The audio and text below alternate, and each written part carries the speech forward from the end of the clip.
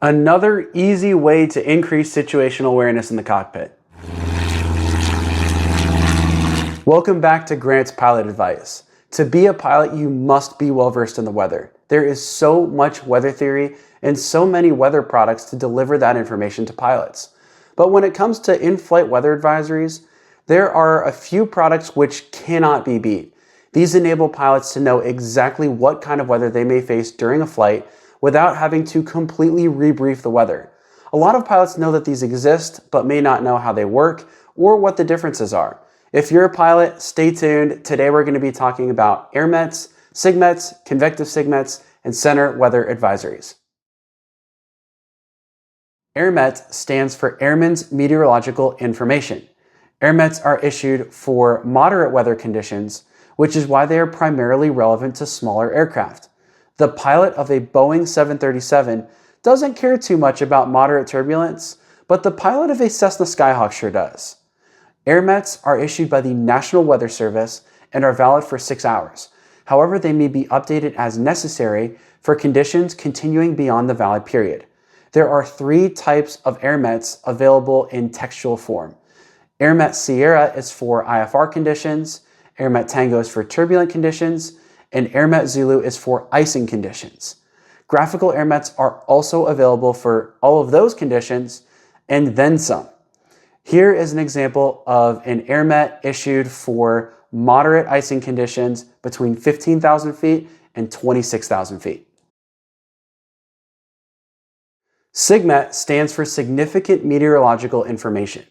SIGMETs forecast the same weather phenomena as AIRMETs, but for more severe conditions. This is now relevant to pilots of all aircraft. That Boeing 737 pilot is not particularly bothered by an AIRMET for moderate turbulence, but a SIGMET for severe turbulence would definitely get his attention. SIGMETs are issued by the National Weather Service as well, but are only valid for 4 hours. SIGMETs are not categorized like AIRMETs, rather the body of the SIGMET will tell you what it's being issued for. Here is an example of a SIGMET for moderate to occasionally severe turbulence below 8,000 feet, issued for Maine, New Hampshire, and Vermont. I briefly mentioned convective SIGMETs in my summer weather video. Convective SIGMETs are SIGMETs specific to convective activity. When I say convection, I want you to think thunderstorms. Convective SIGMETs are issued for large areas of thunderstorms, severe thunderstorms, embedded thunderstorms, and lines of thunderstorms or squall lines. Convective SIGMETs are once again issued by the National Weather Service, but are only valid for 2 hours. This is the case because convective activity doesn't usually last longer than 2 hours in one area. However, they can be reissued if conditions do persist beyond the valid period. Here is an example of a convective SIGMET issued for North Carolina and coastal waters, warning of a developing area of thunderstorms. AIRMETs and SIGMETs are issued by the National Weather Service. However, there is an in-flight advisory which can be issued by air traffic control. These are called Center Weather Advisories. Center Weather Advisories are issued by meteorologists within individual air route traffic control centers, or just centers, when weather conditions are approaching that of a national in-flight advisory.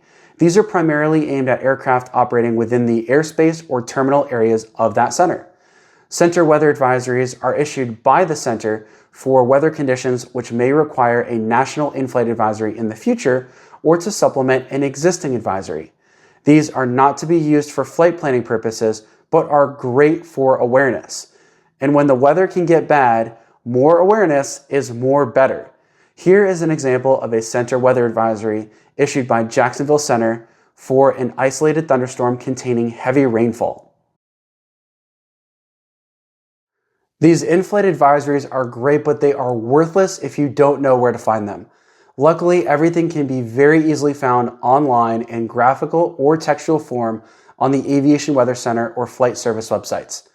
In flight, you can use ForeFlight, Garmin Pilot, or whichever software you prefer. Additionally, air traffic control broadcasts issuances of all new advisories. Now you always know where to find that weather information if and when you need it. When on the ground, it is great to do a full weather briefing. The problem is weather changes quickly, drastically, and often. In-flight weather advisories allow pilots to stay up to date on current and future weather conditions without having to do a full weather briefing in air. The next time you fly, look out for AIRMETs, SIGMETs, and Center Weather Advisories. They may just keep you out of some nasty weather. If you have any questions, leave them below. Leave a like on this video and share the awesome power of in-flight weather advisories. Subscribe to my channel and check out another video. Thanks so much for watching. Fly safe and never stop learning.